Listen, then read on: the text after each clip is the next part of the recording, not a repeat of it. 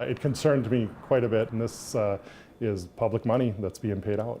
DFL State Representative John Hewitt is already drafting legislation in response to the findings of a KARE 11 investigation that last week exposed Minnesota taxpayers shelling out millions of dollars to public employees to stay away from their jobs, while under investigation for misconduct, malfeasance, even crimes. This situation that we found of seemingly unlimited paid leave good for Minnesota? No, absolutely not.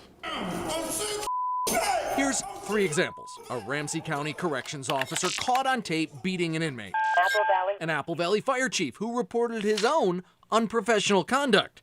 A Minneapolis cop photographed sexually assaulting a passed out woman.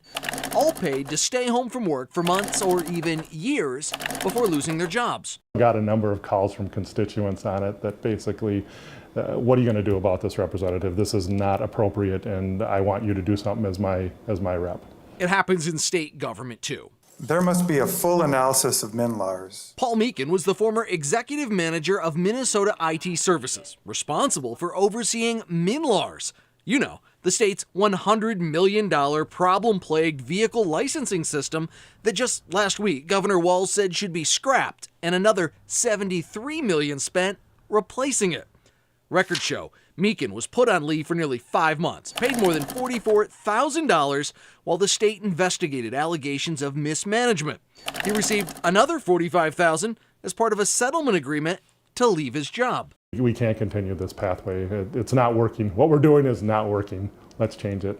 Representative Hewitt today handed me this early draft of legislation he plans to introduce by the end of the week. It calls for a 90-day cap on the time public employees can be placed on paid leave. I'm told the House GOP is also drafting a bill with a 60-day limit, so it seems there's bipartisan support to get something done. Although, because it's so late in the session, the action likely won't happen until next year. Back to you.